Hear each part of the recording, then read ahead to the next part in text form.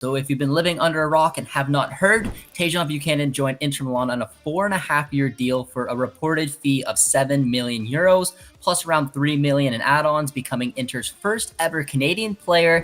I'm very excited for this move. I really didn't know if it was going to happen. Alex, I just want to know, is this the most significant Canadian men's national team signing since Alphonso Davies joined Bayern? Yeah, I think it has to be, right? I think, of course, honorable mention to Jonathan David making that move from Ghent at the time to Lille, where he became a Ligue 1 champion. And, looks like he'll make a big move eventually. But at the end of the day, Tajon Buchanan's is huge. I think the big thing looking at this move is just, first off, the story. This guy went from a League One Ontario, through the NCAA. He went into MLS as a draft pick. He had to hustle his way on an American team, becomes a star at New England, gets a transfer, goes to Brugge, has to prove himself at a European club, wins a title, plays in the Champions League, and now is going to play for one of the top clubs in the world. Like, this is a club with history, with pedigree, one of them that's still a top team now. They made the Champions League final last year.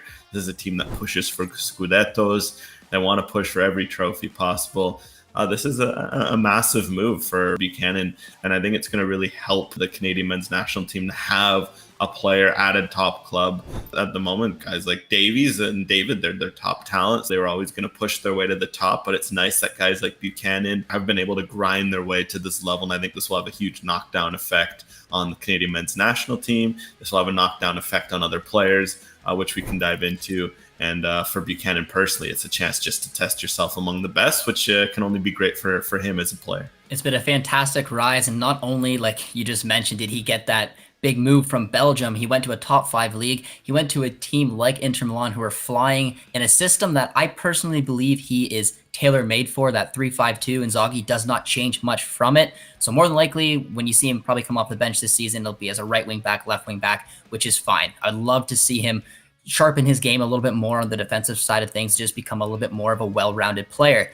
But Alex, you gave a nice little view of his rise, but you did not mention the World Cup, because during that time, he obviously played at the World Cup. I think he's one of the Canadian players that benefited the most from it, picking up that assist for Alphonso Davies' header. So my question for you, Alex, is the interest in Buchanan has been high since the World Cup because of his performances. Do you think that this is an example of the sort of what a tournament like that can provide, that interest that started from his performance at the World Cup, finally ending in a move like this? Yeah, 100%. Whether or not we like to believe it or not, I know some clubs, it's a huge topic of controversy of, should you take stock in World Cup performances? You hear stories about players who have a great tournament, they get bought for a little too much money, they end up flopping, etc. At the end of the day, what's beautiful about the World Cup is that everyone's eyes are on it for a month. Everyone follows all the stories, they follow all the top performers, and in the end, this is a platform for people to show their play to top teams, and Buchanan's a great example. And I think what's nice about this is that this was done in a prudent way, where teams, there was a lot of interest in him right away, but a lot of teams waited. Brugge, wanted to keep him. They wanted to push for Champions League. And meanwhile, teams like Inter, they continued to scout Brugge, continued to scout Buchanan with the national team. So this is huge for Buchanan because he put himself in that shop door. But what was key is that he continued to perform, especially to start the season. He's picking up a lot of assists, getting in real good form before injuries, and unfortunately kind of derailed that a bit. But the fact that he was able to, despite all the interest, sometimes it can get to your head. You can think, oh, I'll move to a big club.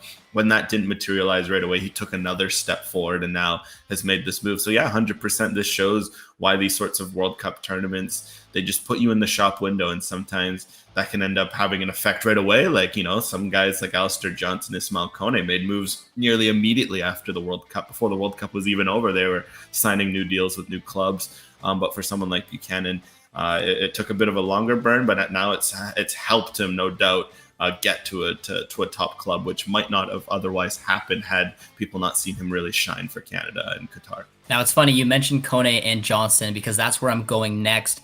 We want as many Canadian players to play in the top 5 league, period. We do. I mean, Eustáquio, big shout out to him. He's playing for a giant club in Porto. I believe I saw it was like a top 25 club. So, I'm fine with that.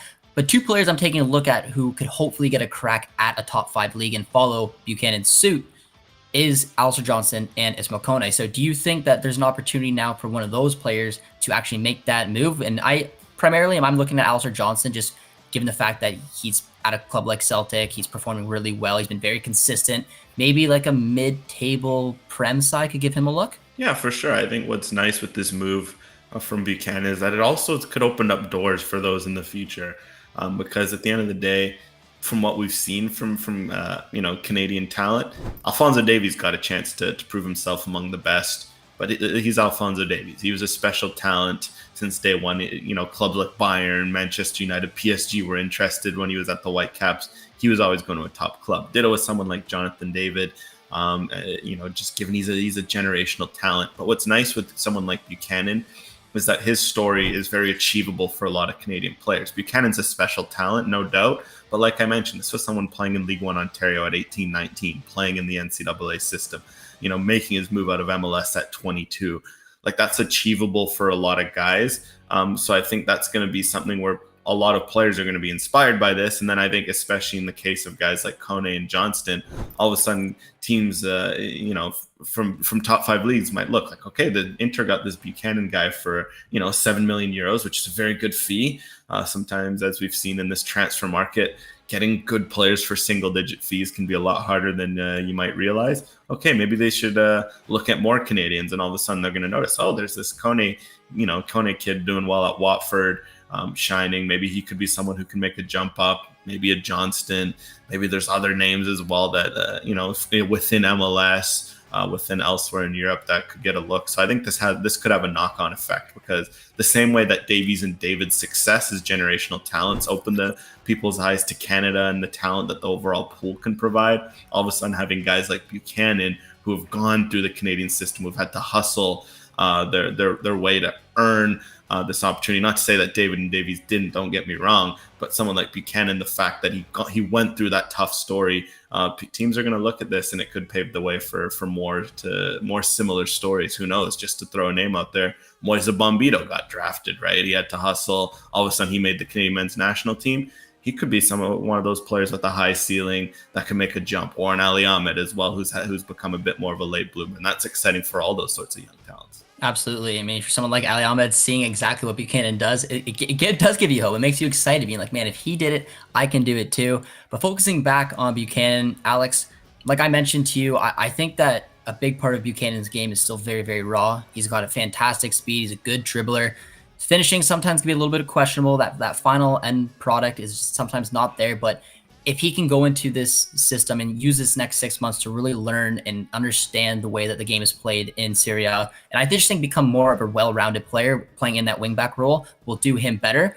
But I want you to take a look at some of the Inter fans who may be watching right now and let them know what type of player they are getting out of Buchanan, what they should be most excited for. Is it the speed? Is it the ability maybe right now in the second half of the season to probably come off the bench and make an impact? What should they look out for Tajon Buchanan? Well, speed is a huge one, of course. He's a very quick player. You can't teach that, so that's a nice asset. But what I think also that you can't teach is an ability to get into good positions.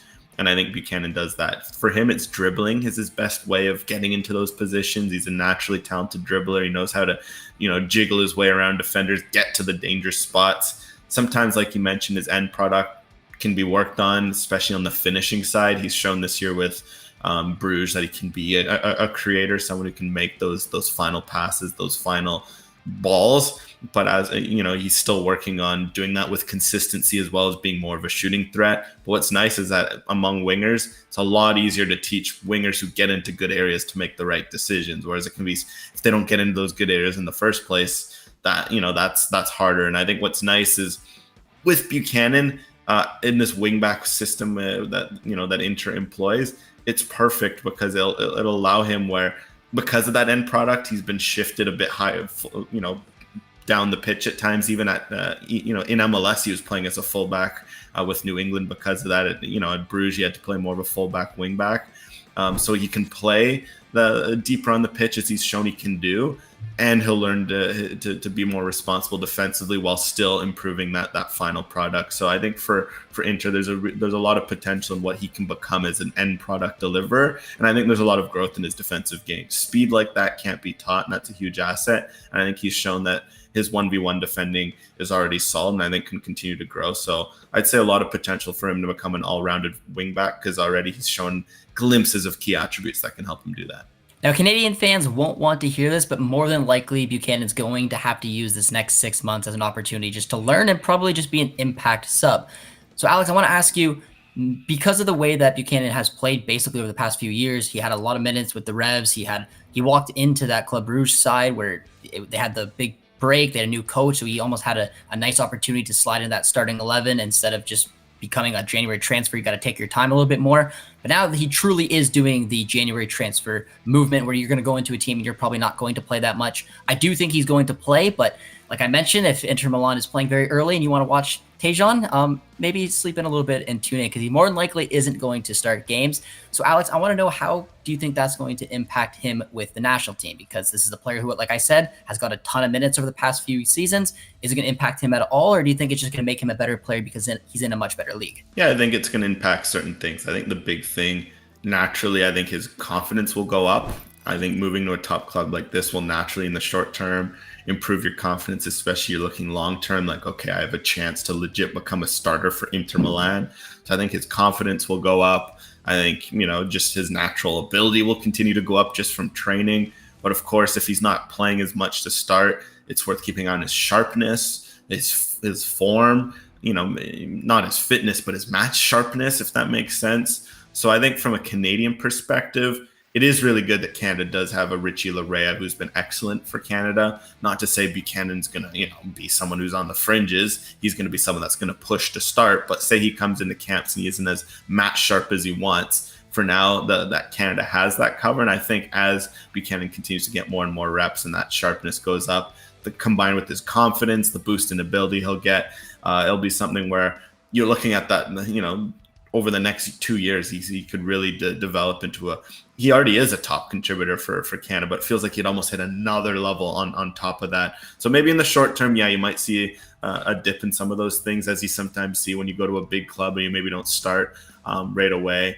But I think for Canada, it's nice they have Larea's cover to give them a bit of patience. Should Buchanan maybe continue to find his feet, and then hopefully from Buchanan he can just continue to work. What's nice is that Inter seem to have a plan. It involves Dumfries moving on for a lot of money, and then Buchanan kind of stepping up and filling him as more of an offensive-minded wingback replacement. And until then, he gets a chance to mentor and learn from one of the top wingbacks in Europe, in my opinion, in Dumfries, he's an excellent box driver. He's got an excellent delivery. He's very good at scoring too. It's something that Buchanan can really take into note. So no doubt that Tajon Buchanan, his quality is going to improve a lot from this, and his confidence. And those two things are never bad. Absolutely. It was a move that excited many Canadians, and we cannot wait until Tajon Buchanan does indeed make his debut for Inter Milan. So, Tajon, congratulations on the move. Very excited, and hopefully you guys did enjoy this video. And if you did, as always, be sure to drop a like, drop a sub. We're excited to be back, and we'll talk to you guys soon. Cheers, friends.